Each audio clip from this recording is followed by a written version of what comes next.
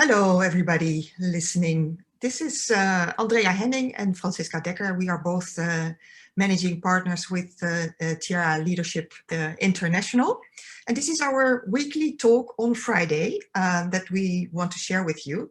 And today we want to talk about why the holistic approach is necessary, needed in leadership. So we are talking about holisticism in leadership. Andrea, can I ask you, what would you like to say about holistic? What is it? It is such a complex understanding.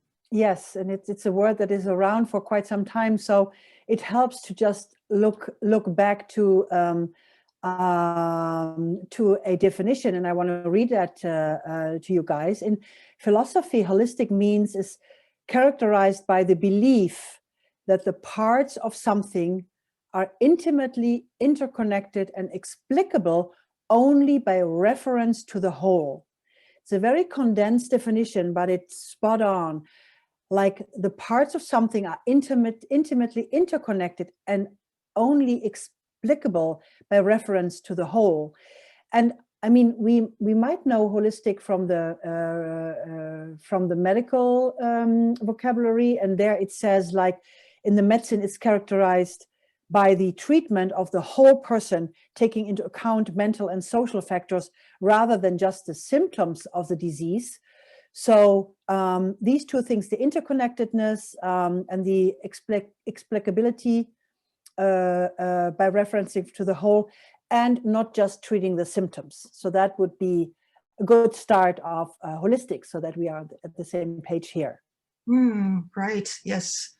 And so why are we talking holistics? Why is it coming up for us at the moment? Why is it important to look perhaps holistically, whether it's at health or any area of our life?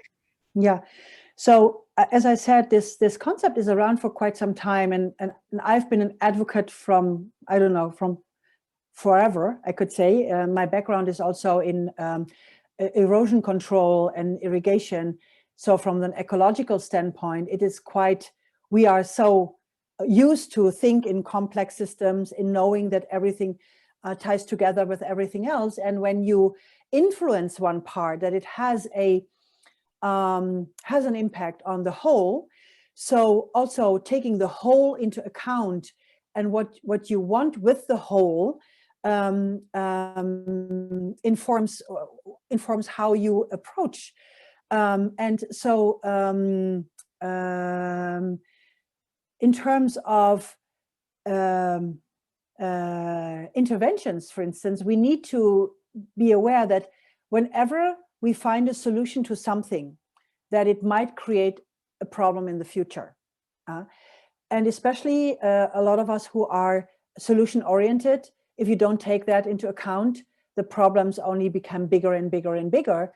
And the world crisis here, the crisis of systems that we are suffering in the moment, which are in our face, they have been coming for quite some time, but they're in our face now, comes from that, from denying the holistic.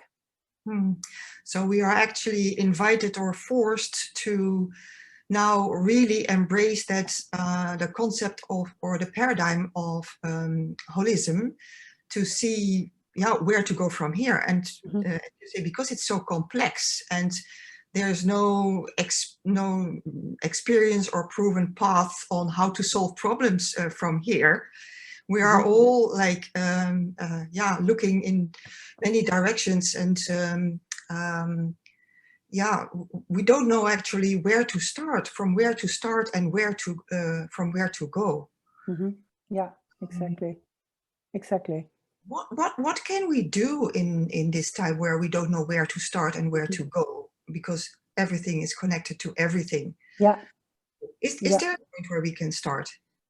Yes, I mean, and this is the beautiful part where the self-inquiry and the self-awareness becomes the best entry point, maybe, because there's somehow there's a question. So there is a question underneath. So when it's the same when you come to a doctor, you come with a question about your health, when you go to a coach, you come with a question about something that you're experiencing or you're bumping into. And then the holistic approach would be to look into the bottom, to look into the underlying, what's underlying there. And even if there might be a quick solution for something, to be curious what is underneath. So going to the core of something, and then look, what is the leverage point to act from that core? And it requires really a curious attitude where we are not easily content with answers. Yeah. So question without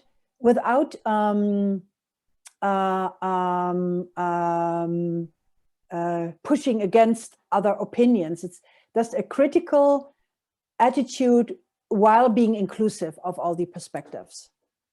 Yeah, I also like how you start with the inquiry, with the self-inquiry just now, Andrea, because when everything is connected to everything, then we ourselves, each individual is connected also to the problem, whether it's a world-size problem or it's very close to home. We are part of the problem, and the promising part there is that we can also be part of the solution. And the way to get to the solution, as I hear you say, is stay curious. Reminds me also of that famous theory U of Otto Scharmer, where you work a lot with that theory. Which starts with an intention, and then curiosity to really want to know, so that at the end of that inquiry we can see things from the whole, which is holistic, and then we can look at the problem at a whole, and then it does not even mean that the solution comes immediately, but somehow having the whole picture opens up something, and that is, in my opinion, also often a miracle. What happens, that a solution happens. Another thing that I would like to add to that is that we all have probably experiences where we have been approached as partially or holistic. So someone who is in front of you looking at the whole you and asking about the whole you, at a certain moment you really feel seen and heard more than that people just zooming into parts of the problem. And I had that experience with my accident and recovery, that it became less and less holistic, and I became more and more desperate because I had to explain all the partial things and it didn't tie together. And so having then someone asking deeper questions so that the whole picture comes into play is also a very pleasant and enlightened experience in itself. Yeah, indeed. Yeah. Well, thank you, Andrea. And it's only a short time for us to have this conversation. And I'm feeling that what we can leave people with is to consider at least that the holistic approach is a given. It may be an assumption, but I would like to invite people to consider that it is a given. And the way forward is to go through, to go within, to go right through the challenge. Yes, exactly.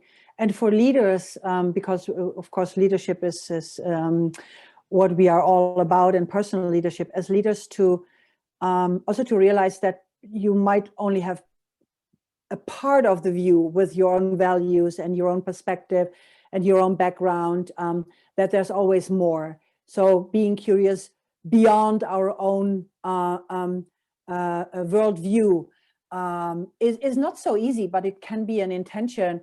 And and then really worlds open up for you as a leader also.